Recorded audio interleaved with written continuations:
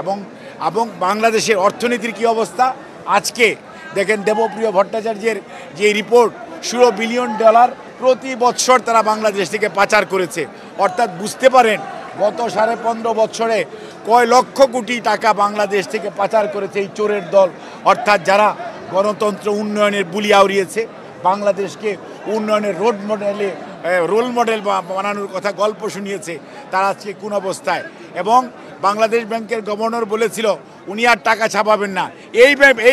এই ব্যাংকের গভর্নরও কয়েকদিন আগে বলেছে আমি 60,000 কোটি টাকা ছাপিয়ে তাদেরকে দিয়েছি। অর্থাৎ দেশের অর্থনীতি ফোকলা করে দিয়েছে এই মহাচোরের দল।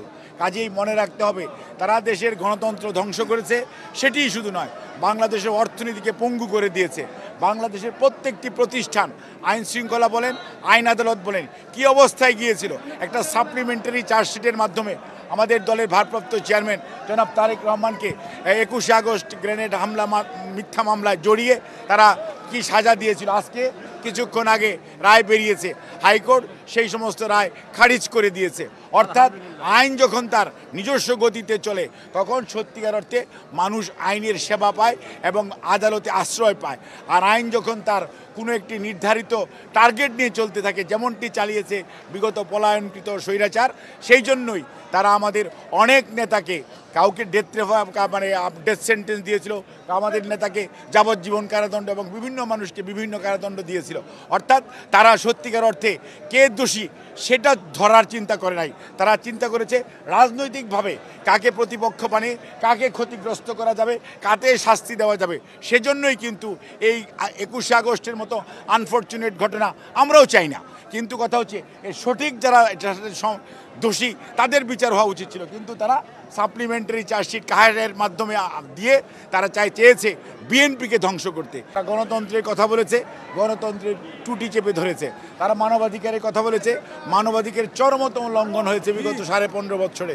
মানুষ গুম হয়েছে, আয়না ঘরে থেকেছে, পাখির মতো মানুষকে বিনা বিচারে গুলি করে হত্যা করা হয়েছে, লক্ষ লক্ষ মানুষকে মিথ্যা গায়েবী মামলা দিয়ে হয়রানি করা হয়েছে। কিন্তু আল্লাহ যাকে রক্ষা করতে চায় তাকে কি আর মানুষ ধ্বংস করতে পারে? সেটাই হয়েছে আজকে। সেজন্যই আজকের এই মুক্তিযুদ্ধ প্রজন্মের এই প্রতিষ্ঠাবার্ষিকীর দিনে আমরা শপথ নিতে চাই।